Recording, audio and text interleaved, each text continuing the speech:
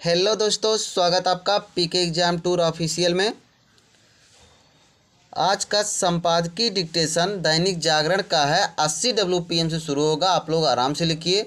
आप लोगों के कहने पे हमने दैनिक जागरण का संपादकीय डिक्टेशन चालू कर दिया है।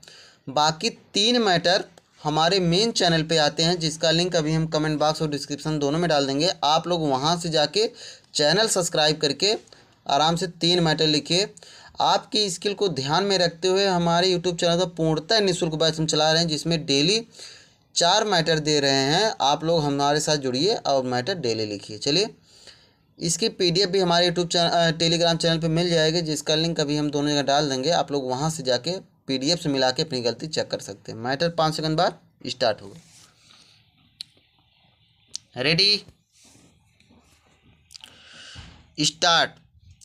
विधानसभा चुनाव वाले राज्यों में पुलिस एवं प्रशासनिक अधिकारियों के बड़े पैमाने पर स्थानांतरण अथवा उन्हें उनके वर्तमान पदों से हटाए जाने के चुनाव आयोग के फैसले से यही पता चलता है कि सरकारों और नौकरशाही में किस तरह मिलीभगत हो जाती है। चूँकि भाजपा शासित असम में भी अधिकारियों को हटाया गया है, इसलिए इस आरोप के लिए कोई स्थान नहीं बचता कि चुनाव आयोग एक तरफा कार्रवाई कर रहा है। पर ऐसे आरोप सामने आएंगे ही। बीते दिनों तृणमूल कांग्रेस के सांसदों ने बंगाल में बड़े पैमाने पर अधिकारियों के तबादलों को लेकर अपना गुस्सा संसद में निकाला। इसकी कहीं कोई आवश्यकता नहीं थी, क्योंकि इन तबादलों का भारत सरकार से कोई लेना देना नहीं। लेकिन विपक्ष की चुनाव आयोग पर पक्षपाती होने के आरोप लगाने की आदत हो गई है। वास्तव में इसी आदत के चलते तृणमूल कांग्रेस की अगुवाई में विपक्ष की ओर से मुख्य चुनाव आयुक्त को हटाने की पहल की गई है।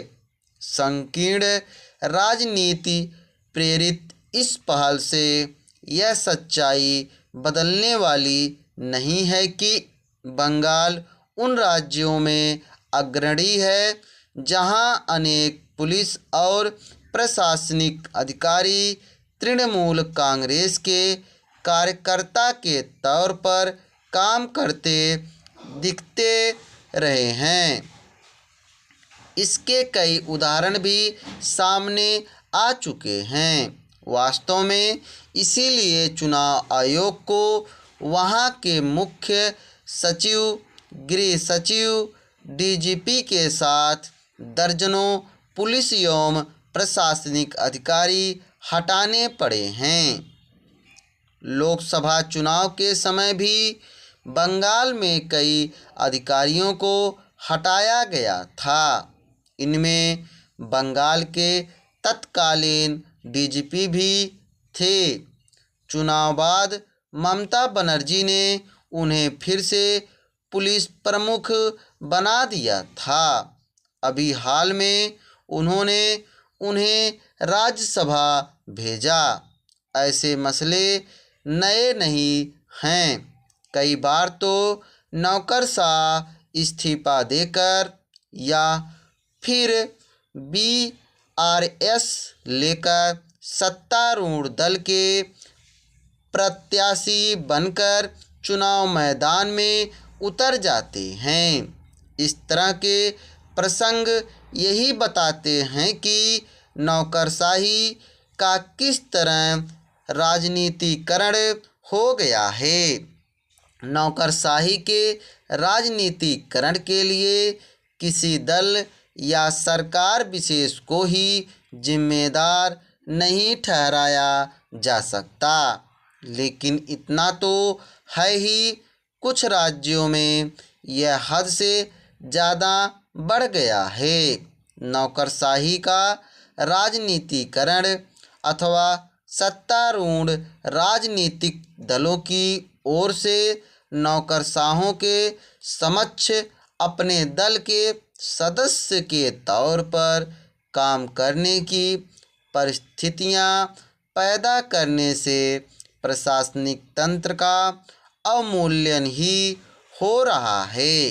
यह ठीक नहीं कि जिन अधिकारियों से यह अपेक्षित होता है कि वे नियम कानूनों के प्रति निष्ठावान रहें, वे जनता की सेवा करने के स्थान पर दल विशेष की सेवा करते दिखते हैं।